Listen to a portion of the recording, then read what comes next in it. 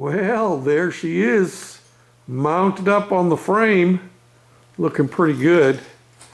And I don't have it mounted yet, but there's our radiator ornament. Thank you to Mr. Heavy Chevy, right there. And then this chrome bar here, because this is just mounted on the bottom, it's not super stable. But every hot rod has radiator stay rods, so I'm going to set this up once I get the body in place. Set this up so it mounts to the same bolt that will come up through and mount this, and then this will come back and go through the firewall, just like it is on a real car, you know? So we'll have our radiator stay rods there too. I thought you might like a look at that. Oh, and I got one other thing. Look what I picked up at the dump today. This is just one part of a solid brass chandelier that I picked up at the dump.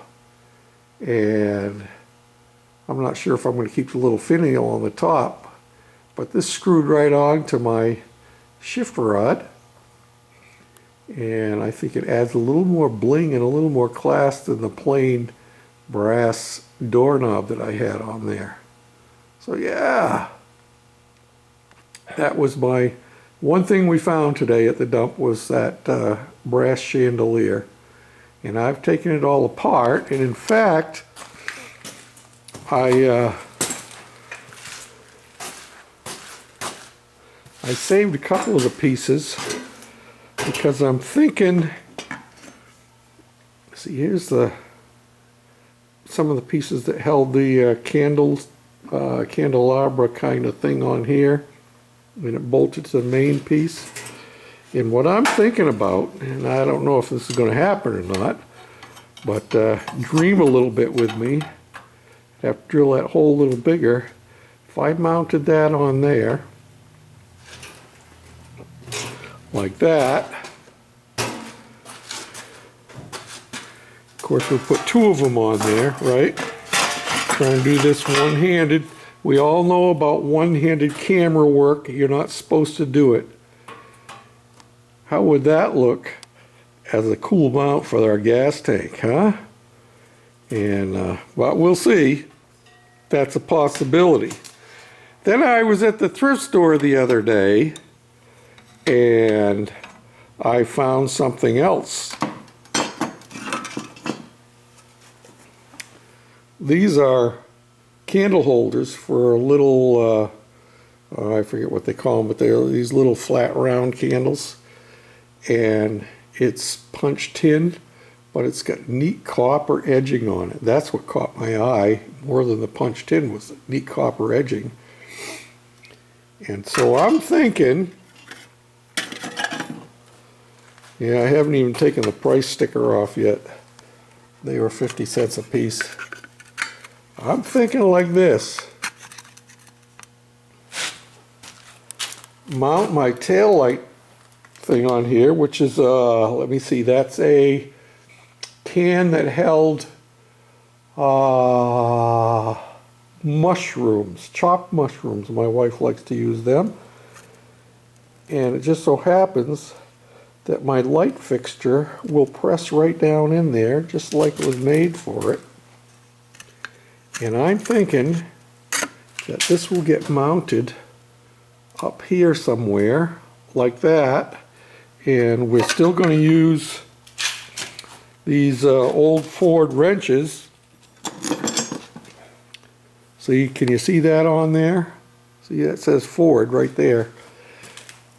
These Ford wrenches will get mounted up here, something like that, and then our light will get mounted to the top of it. I'll probably bend that up so it's straight up and down. And yeah. So this would get mounted up there like this. I think that would be a cool look. You know what I'm saying? So that's what I'm thinking about for my taillights. These taillights, of course, came courtesy of Jim Not Too Fast For You To See is his channel name. And yeah.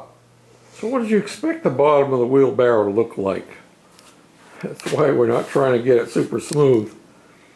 It's had rocks thrown in it and cement thrown in, all kinds of things thrown in it. Well, we've got most of it smoothed out. I haven't done any Bondo on the sides where it's going to get flames and stuff.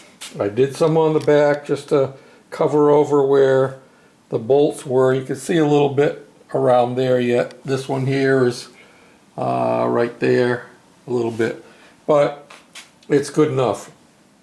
It's about the same as the sides are as far as dings and that kind of stuff. And remember, this is going to get bed liner starting at about this point and coming up around here right to this point here and all the way down. So this is, I just finished spraying this a couple of minutes ago. Just got washed up, changed my pants because I was covered with dirt and grime and dust and all kinds of good stuff. This is metal etching primer. I probably should have used it before I did the Bondo, but what difference did it make? Because I would ended up sanding most of it off and doing the primer work.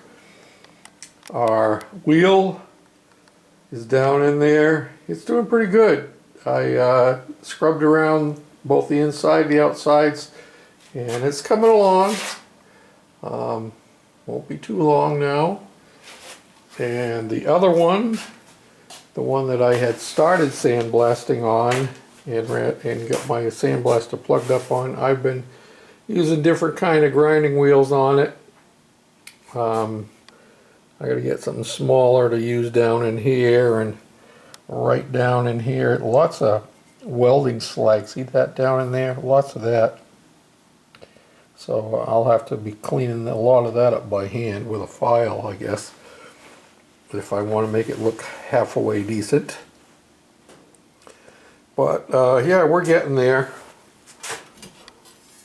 There's the sandblasted area, and I've been grinding at it. I haven't got it all off. A lot of this is dust on here now. It's coming pretty clean overall. Yep.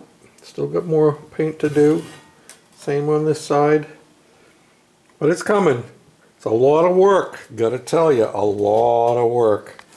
So that's what I've been up to today. Thanks for watching, for commenting, for subscribing. I appreciate every one of you. Bye now.